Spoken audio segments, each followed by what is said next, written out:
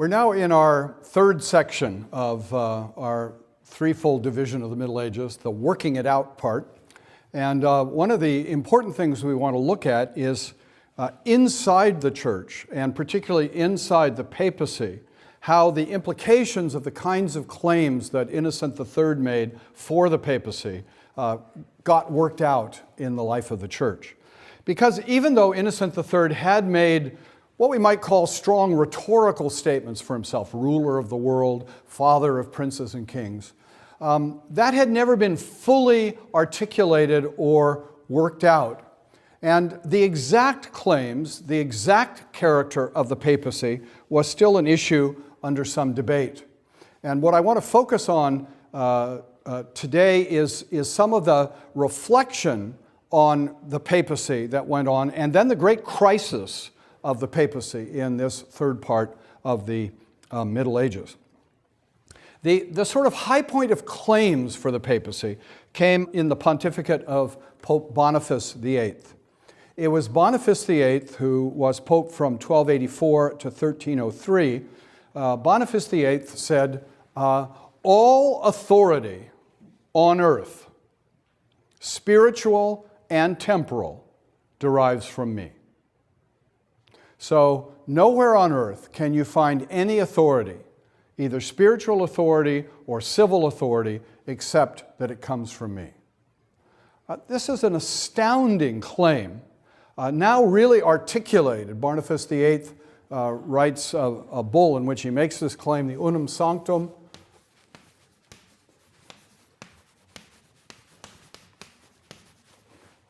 The one holy church is the next word. And he's the head.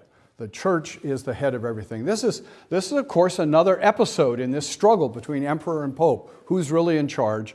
These are the most exalted claims of the papacy. And Boniface VIII, in fact, didn't have probably anything like the actual power that Innocent III did. But the claims go on, and the claims are important. In the church as a broader truth, however, there are discussions going on, somewhat abstract questions most of the time. What is the exact character of papal power?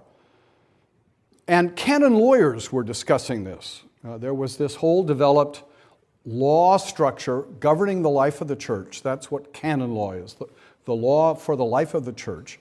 And canon lawyers knew that in the history of the church, there had sometimes been two claimants for the papal throne. Sometimes an emperor would depose a pope and name another pope, and you'd have two popes. And the lawyers began to wrestle with this question: how do you figure out who's really pope? Could a pope ever be removed from office? If so, who would have the authority to remove him? And you get two streams of thought amongst the canon lawyers, some of whom assert what we might call absolute monarchy of the Pope. The Pope is an absolute monarch. No one can judge him. No one can criticize him. No one could remove him. Only God can remove a Pope.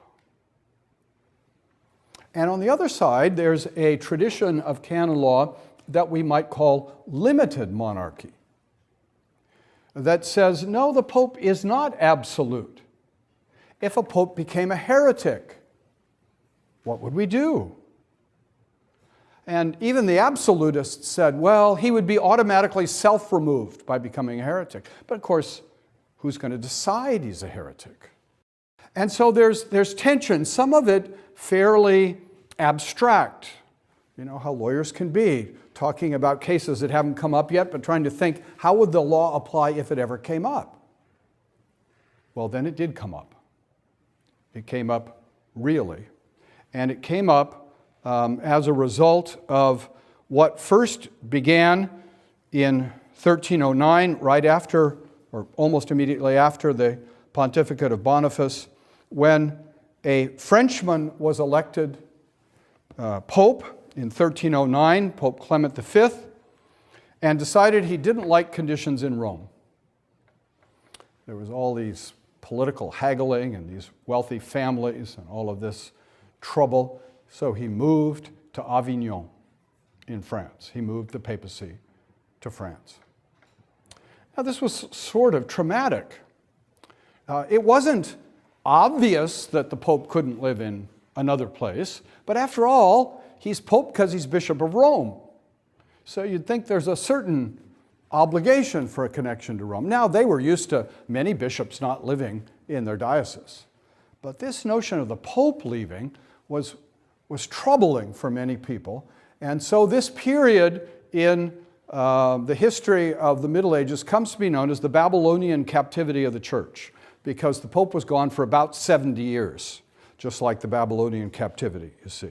So from 1309 to 1377, not quite 70 years, the papacy was in the French town of Avignon.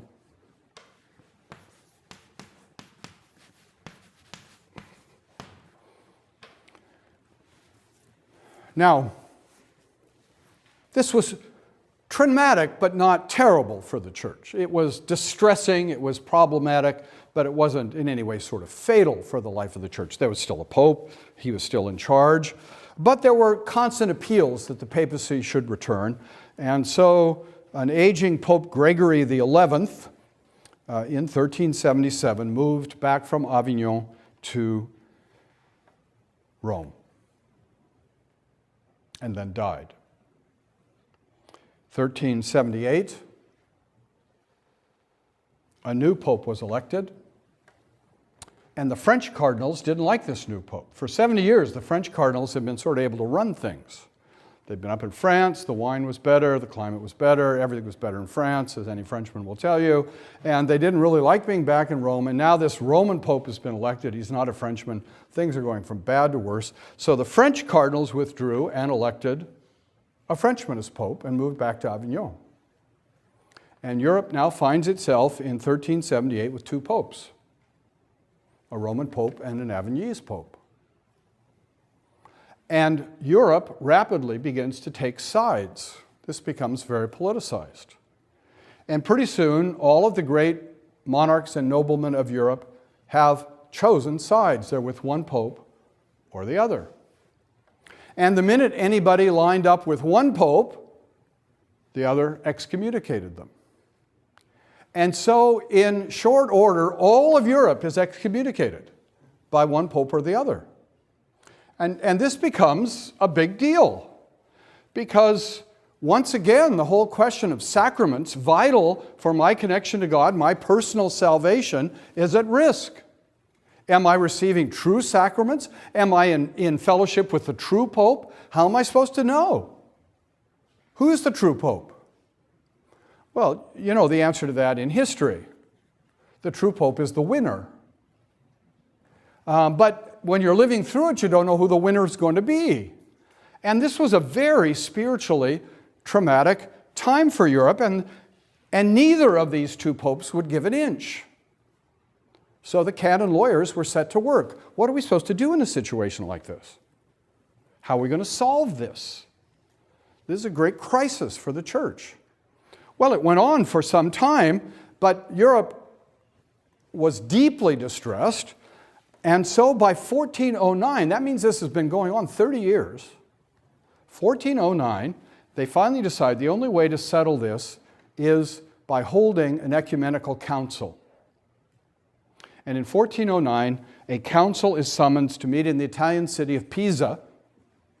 And the great hope is that this council will bring pressure to bear on these two popes to resolve this problem. And at the Council of Pisa, 1409, the decision is made that the really good way forward is what they called the via cessionis, which is the way of resignation. Let's get both popes to resign, and we can elect a new pope, and everybody will be happy. Well, it sounded kind of sensible, the way sensible proposals are made to our Congress, and there's always a sensible reaction, right? Well, somebody might have been able to predict this. Both popes refused to resign, and so the council says the only way we can resolve this is to depose both popes. We'll kick them both out, and we'll elect a new pope, which they did. except that left Europe with 3 popes. So now you had a Roman pope, you had an Avignonese pope, and you had a Pisan pope. Who's the real pope? This was a duly called ecumenical council. How could you deny it the right to depose a pope and to elect a pope?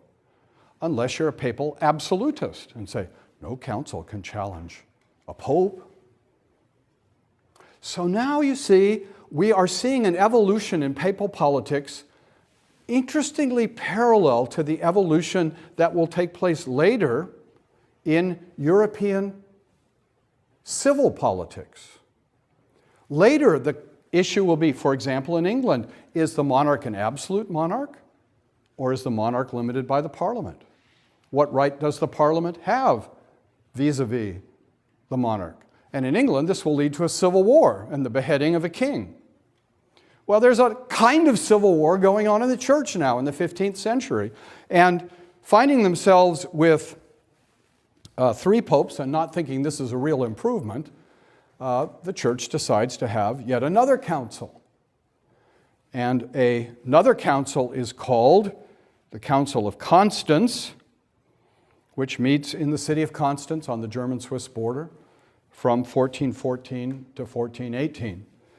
Some of us as Protestants remember that council because it's the council that orders the burning of John Huss. And Huss is burned in Constance. You can still visit the city of Constance and see the Hussstein, the stone on which John Huss was martyred.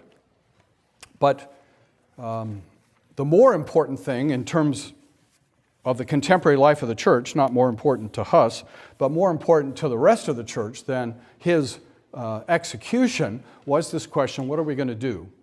What are we going to do now that we have all these popes? And how are we going to move forward? Well, it was clear that the via sessionis hadn't worked, the way of resignation, or the way of deposing popes. This hadn't worked. This hadn't succeeded. And so something more radical is proposed at Constance. And what is proposed there is that the council should declare that it is the ultimate authority in the church. This becomes known as the via concilii, the way of the council. This council is going to say, not only is the Pope not an absolute monarch in the life of the church, but we want to declare that the ultimate authority in the life of the church is the council. The Pope is dependent on the council. The council may not meet all the time. Between council meetings, the Pope is supreme in the life of the church. But this mess we're in, with multiple papal claimants, forces us to recognize that the papacy as an institution is not adequate in itself, and we want a declaration that it is the council that is supreme in the life of the church. And this was declared in a decree of the council that is known to history as Haec Sancta or Sacro Sancta. You know, all of these documents and decrees just take the first 2 words as the title. So often they're not very useful to translate as a title. This just means this holy, which doesn't tell you a whole lot. But the declaration in this document, 1417, is very important because it says the whole church is bound by the decisions of a council whose authority is directly from Christ. Again, to use our parallel with English civil politics, this is the moment at which the Parliament says it's superior to the king. This is the moment when the council says it's superior to the Pope. And this is a really big deal. And this is going to now regularize the life of the church and establish the authority of the council to govern in extremis. But as the council continues to meet, people get more and more attracted to this idea of the council functioning in the life of the church.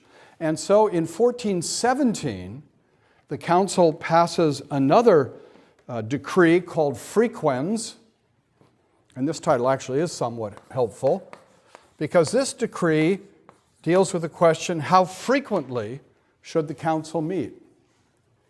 And the Council of Constance declared that a council was to be called frequently by the Pope to help in the governance of the church. I think the decree said every 10 years a pope should call a council to help with the government of the church. This is really radical. This is really getting to be very, very remarkable. The claims now of conciliarism, as the movement comes to be called, are really strict. And had this actually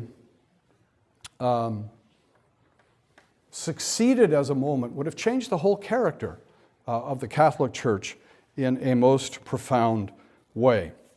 The council then proceeded to depose all three popes and to elect a new pope. Very interesting. This council seems to have succeeded. Most of Europe, just worn out by having three popes and trying to decide who to follow, accepted the pope elected by the council at Constance as the true pope, as the real pope. And eventually, the claims of the other popes receded, began to disappear from claim, and the life of the church then seemed to settle down, except that the Pope felt he was bound by the decree of frequens, and so in 1431 he calls another council. And this council meets way up north in Basel, the Swiss city. And the Council of Basel at least formally remains in session from 1431 till 1449. And it too is fascinating because it becomes even more radical than the Council of Constance and begins to assert its rights as a council in the government of the church and begins to assert and stress the dependence of the Pope on the church. And now the dependence of the Pope on the council, and now the Pope is really getting nervous. Here you have this council way far north, so he can't control it very easily, a council which is getting more and more radical, more and more threatening the power of the papacy, and what to do, how to respond. One of the things that the Pope does is to order the council to move from Basel back to Italy, where it'll be closer, more in control, more able to be under papal supervision. And so now comes a critical issue before the Council of Basel. Do they have to obey the Pope's order? Who's really in charge here? Are they able to determine for themselves where they'll meet, what they'll do? And guess what? The council splits. Part of it moves back to Italy, first in Ferrara and then later in Florence, and part of it remains in Basel. And the part that remains in Basel becomes more and more radical, more and more at war with the Pope, until guess what happens? They depose the Pope and elect a new one. And Europe says, wait a minute, the council was supposed to stop this from happening. And now the council's becoming the cause of this. And that overreach by Basel, I think, is part of what really ended conciliarism as a serious option in the minds of many Roman Catholics. Conciliarism suddenly was no longer the solution. It was part of the problem. And people said, we don't need two popes again. And so Basel continued to meet for a number of years, but became more and more irrelevant. Its pope never received a lot of support. And this was the moment at which the papacy was able to reassert itself, reassert its control over the council, and begin to get things done at the council that it wanted done. Some interesting things done once the council moved from, or the papal part of the council moved from Basel to Florence. They entered into negotiations with the Eastern Church to try to regain unity. They did that because Constantinople was holding on with white knuckles to survival. It would be only about a decade later that Constantinople would fall to the Turk. And the emperor was desperate in the East to try to get support from the West. And it appeared for a moment that the churches had been reunited at the Council of Florence. But then the Eastern Church didn't really want it, the West didn't really want it, and it fell apart. But for a moment, it looked like it might work. Another interesting thing that happened at the Council of Florence, for the first time, a council of the church officially declared that the church had 7 sacraments.